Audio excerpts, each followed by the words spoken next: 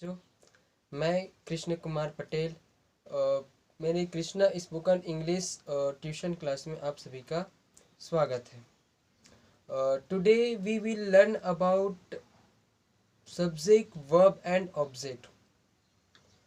बच्चे कंफ्यूज होते हैं कि किसे सब्जेक्ट बोलेंगे, किसे वर्ब बोलेंगे और किसे ऑब्जेक्ट बोलेंगे। तो आज हम इसी के बारे में सीखेंगे और समझने का प्रयास करेंगे कि कौन सा सब्जेक्ट है और कौन सा वर्ब है और कौन सा ऑब्जेक्ट है। तो सब्जेक्ट, कोई भी सेंटेंस तीन चीज़ों से मिलकर बनता है। एक होता है हमारा सब्जेक्ट और एक होता है हमारा वर्ब और एक होता है हमारा ऑब्जेक्ट। इन तीनों से मिलकर क्या बनता है, हमारा कोई सेंटेंस बनता है। तो इन तीनों से मिलकर हमारा कोई क्या बनता है, सेंटेंस बनता है। सेंटेंस। तो कंफ्यूजन वाली बात यह है कि इसमें कौन सा सब्जेक्ट है, कौन सा वर्ब है और कौन सा ऑब्जेक्ट है। इसको हम एग्जाम्पल से समझते हैं। जैसे मैं स्कूल जा रहा हूँ, इसका ट्रांसलेशन क्या होगा? मैं स्कूल जा रहा हूँ, I am going to school. तो I am going to school, इसमें सब्जेक्ट वर्ब और ऑब्जेक्ट क्या है, इसको समझने से पहले हमें सब्जेक्ट वर्ब और ऑब्जेक्ट के बारे में अच्छे से समझते हैं। पहला सब्जेक्ट के बारे में जानते हैं। सब्जेक्ट क्या होता है? सब्जेक्ट मीन्स कर्ता, जिसके द्वारा कार्य किया जाता है। जो कोई कार्य करता है उसको हम क्या बोलते हैं? सब्जेक्ट बोलते हैं। जो कोई एक्शन लेता है। तो यहाँ पर मैं लिख देता हूं, जो कोई कार्य करता है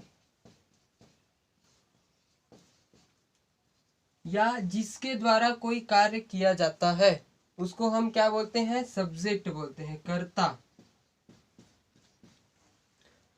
ठीक है। उसके बाद है हमारा वर्ब। वर्ब मीन्स क्या होता है? वर्ब मीन्स होता है क्रिया। क्रिया मीन्स जिस कार्य को किया जाता है, मीन्स सब्जेक्ट के द्वारा जो कार्य किया जाएगा वो उसका क्या कहलाएगा? वर्ब कहलाएगा। तो यहाँ पर क्रिया, जिस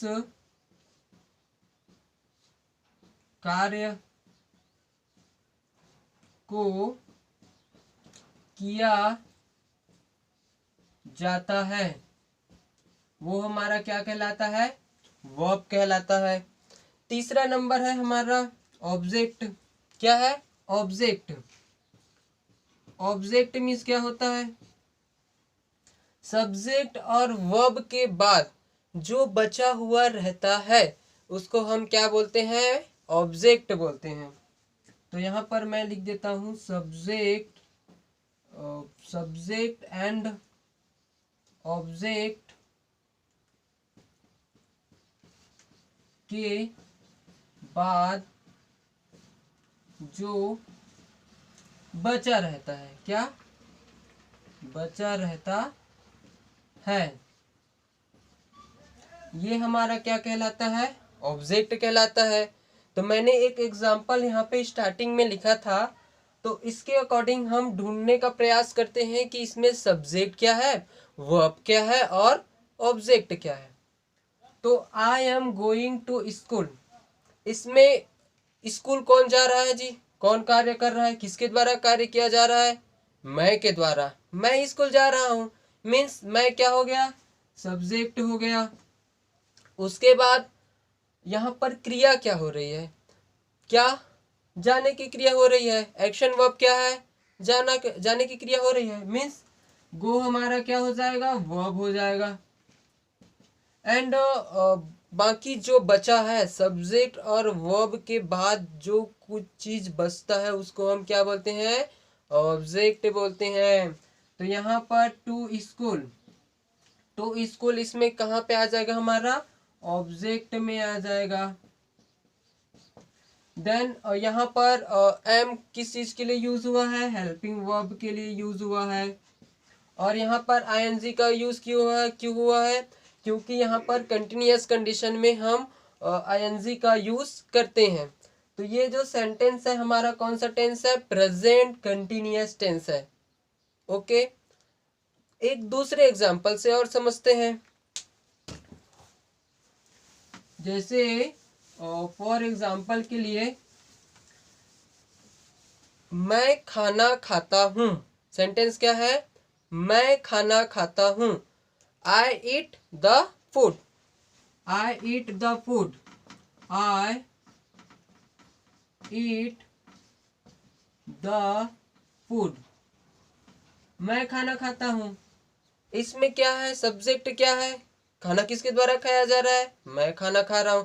तो जल्दी सी बात है कि सब्जेक्ट कौन होगा, आई। आई हमारा हो गया सब्जेक्ट। एंड यहाँ पर एक्शन वर्ब क्या है, काम क्या किया जा रहा है, जिस कार्य को किया जाता है तो क्या काम किया जा रहा है, खाने का काम किया जा रहा है।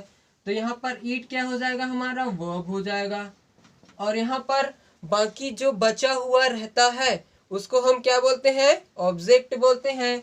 तो ऑब्जेक्ट में हमारा क्या हो जाएगा, द फूड।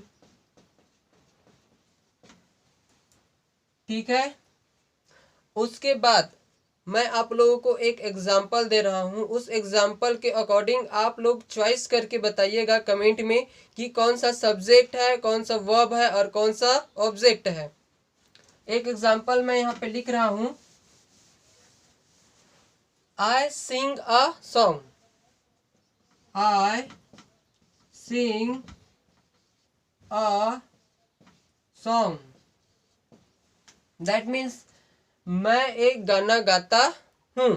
इसका आप सब्जेक्ट, वर्ब और ऑब्जेक्ट ढूंढ के बताइएगा। Thanks watching my video and my video, like, subscribe and click the bell icon, ताकि आने वाले वीडियो का नोटिफिकेशन आपको सबसे पहले प्राप्त हो सके। Thank you so much.